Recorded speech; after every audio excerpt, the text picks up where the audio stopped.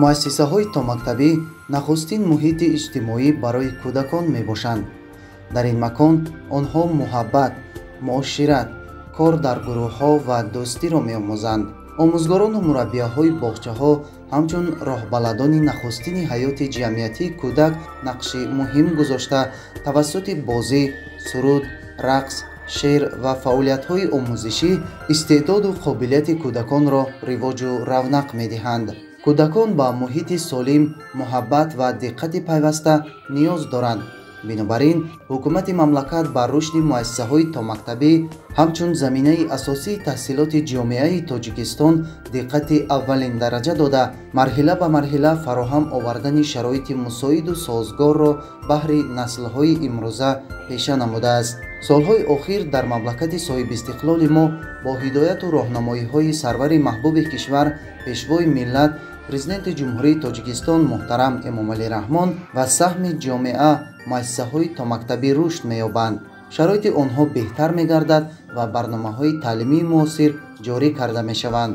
соҳибкорону шахсони саховатпеша дар доираи талаботи замони муосир ва бо назардошти ҳамкориҳои давлат бо бахши хусусӣ дар сохтмону бунёди муассисаҳои томактабӣ ва дигар иншооти соҳаи маориф саҳми муносиб гузошта истодаанд.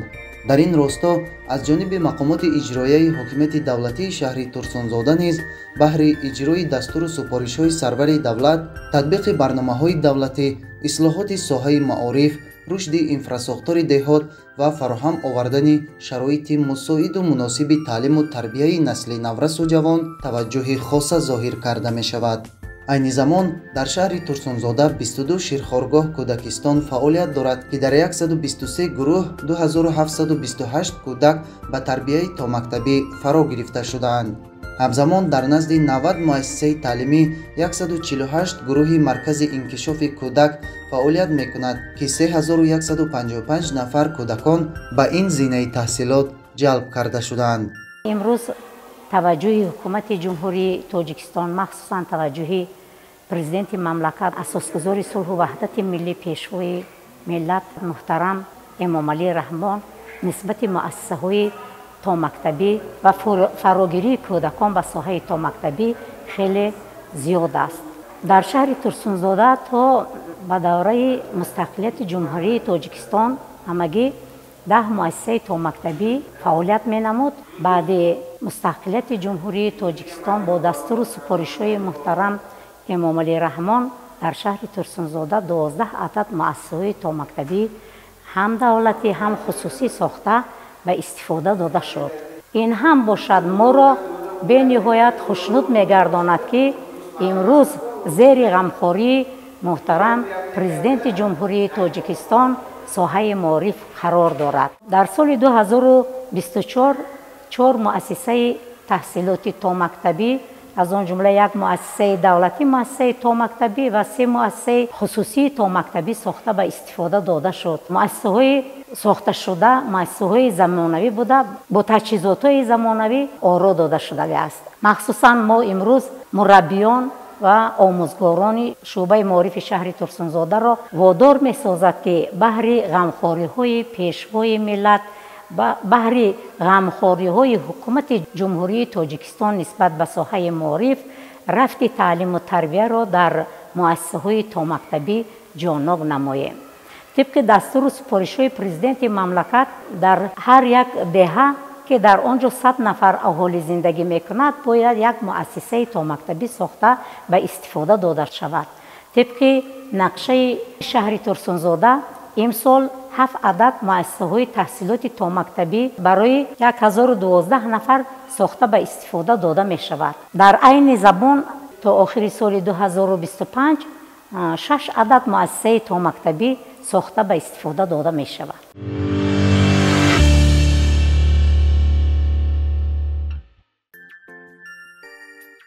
дар муассисаҳои томактабии шаҳри турсунзода машғулиятҳо дар доираи талаботу стандартҳои давлатӣ ва ҷавобгӯ ба меъёрҳои замони имрӯза ба роҳ монда шудааст. таҳсили кӯдакон дар муассисаҳои томактабӣ барои рушду инкишоф қобилияту зеҳни онҳо, тарбияи ахлоқӣ ва иҷтимоии кӯдакон, рушди нутқ, тафаккур ва маҳорати ҷисмонии кӯдакон саҳми муносиб мегузорад.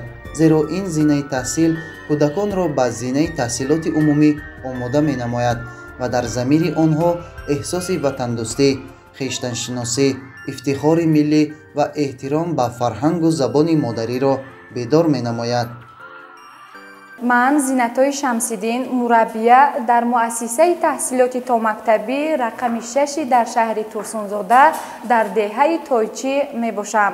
ман ҳамчун мутахассиси ҷавон миннатдории худамро ба асосгузори сулҳу ваҳдати миллӣ, пешвои миллат, муҳтарам Эмомалӣ Раҳмон мерасонам, ки чунин муассисаи таҳсилоти томактабӣ дар деҳаи Тойчӣ бо таҷҳизотҳои замонавӣ сохта ба истифода дода шудааст. мо ҳамароза бо кӯдакон машғулиятҳо, бозиҳо мегузаронем ва бо маоши хуб таъмин ҳастем.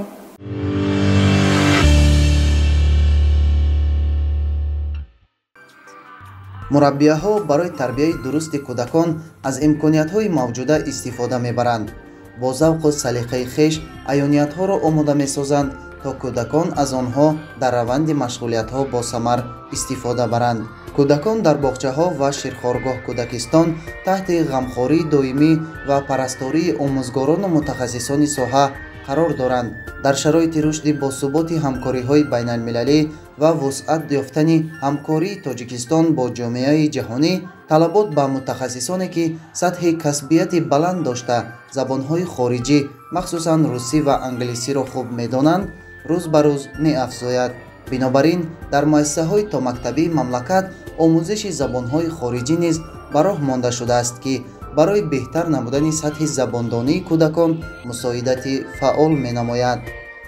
муддати 1 сол боз дар ҳамин боғчаи бибиоиша фаъолияти худамро мебарам. дар боғчаи мо 250 нафар кӯдак ҷойгир ҳаст. кӯдакои мо ба 3 маҳал хӯроки гарму хуб таъмин гардонида шудаанд. дар ин ҷо кӯдакомон дар забонҳои тоҷикӣ, дар забонҳои русӣ, дар забонҳои англисӣ таълиму тарбият мегиранд. мо беҳад хурсанд ҳастем, ки дар деҳаи мо чунин боғча барпо шудааст.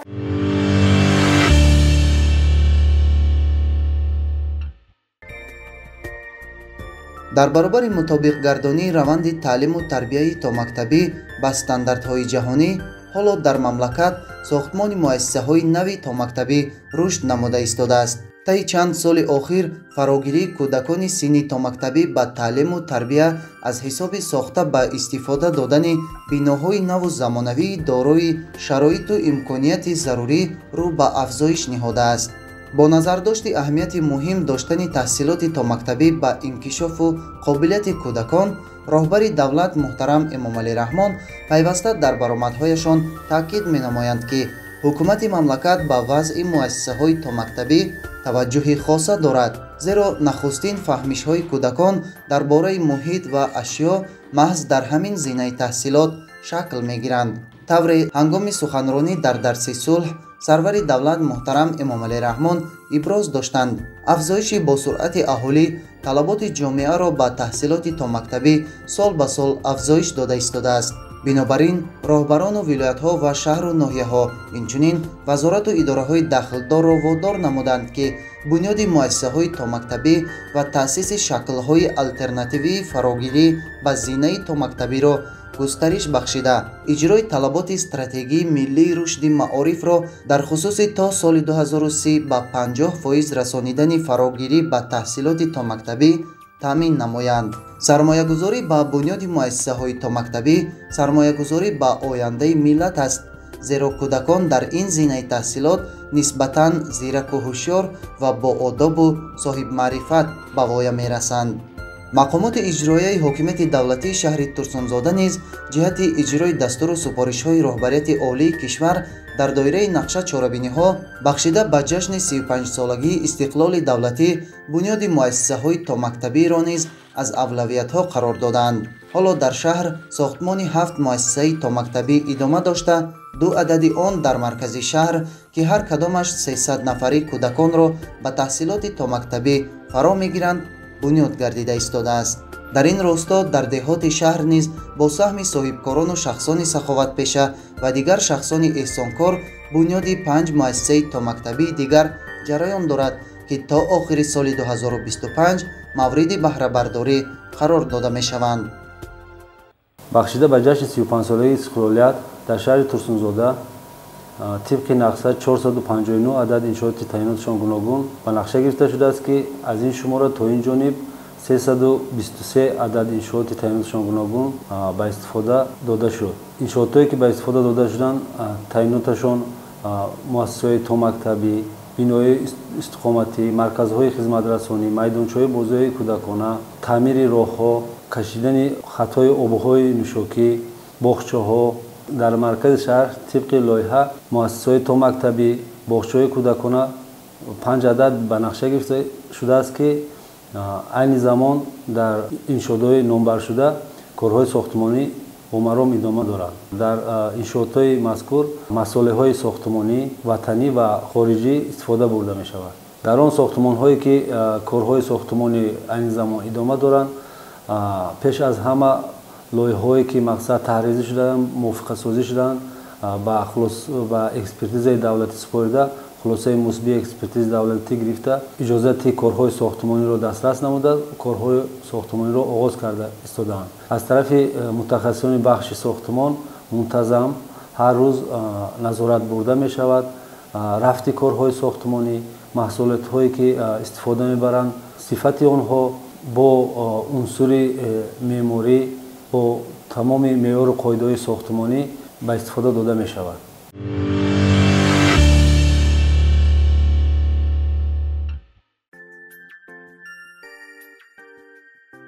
дар умум баъди пурра ба истифода додани ин муассисаҳои томактабӣ ки барои 1012 нафар кӯдакон дар деҳоту маркази шаҳр сохтмонаш ҷараён дорад, шароити наву замонавии таҳсилоти томактабӣ фароҳам мегардад. маврид ба зикр аст ки имрӯз дар соҳаи маорифи мамлакат 8 барномаи давлатӣ ва 2 стратегияи дарозмуддат татбиқ шуда истодааст ки ба рушду инкишофи таълиму тарбия, амалигардонии ислоҳоти соҳа, дастгирии мактабу омӯзгор, таълифи китобҳои дарсии насли нав ва такмили мазмуну мундариҷаи таҳсилот мусоидат менамояд. дар баробари ин бо мақсади боз ҳам беҳтар намудани сатҳи некуаҳволии мардуми кишвар ва тақвият бахшидани ҳифзи иҷтимоии аҳолӣ, марҳила ба марҳила маоши вазифавии кормандони соҳаи маориф зиёд гардида истодааст ки ин барои боз ҳам тақвият додани раванди таълиму тарбия имкониятҳои нав фароҳам меорад. имрӯз дар ҳақиқат дар деҳотҳо кӯдакон ба фарогирии муассисаҳои томактабӣ ниёз дорад. мо кӯшиш менамоем ки то имрӯз фарогирии кӯдакони мо дар муассисаҳои томактабӣ 2728 ададро ташкил мекунад. кӯшиш ба харҷ медиҳем ки то охири соли 25 фарогирии кӯдаконро ба 30% расонем ва мехоҳем ки кӯдаконро дар рӯҳияи инсондӯстӣ, ватандӯстӣ, худогоҳии миллӣ, савияи дониши баланд ба камол расонем, чунки ояндаи давлати мо ба дасти ҷавонон аст, ба дасти оянда анҳамии кӯдакон аст.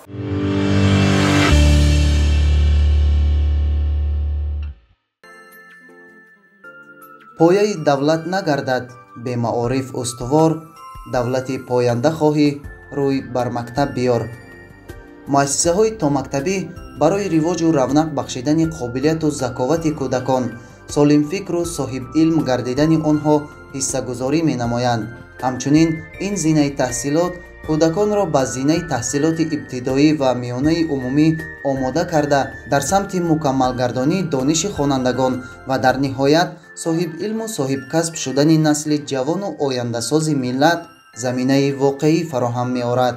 асоси ин ҳама ободониву созандагиҳо ва рушду пешрафти соҳаҳои мухталифи ҳаётан муҳими давлатдории миллӣ ҳукмфармо будани сулҳу оромӣ, тинҷиву осоиштагии ватан мебошад. бинобар ин моро месазад ки ин меҳани азизро аз сидқ дӯст дошта баҳри пойдории ваҳдати комил ва рушд додани созандагиву ободониҳо камари ҳиммат бандем.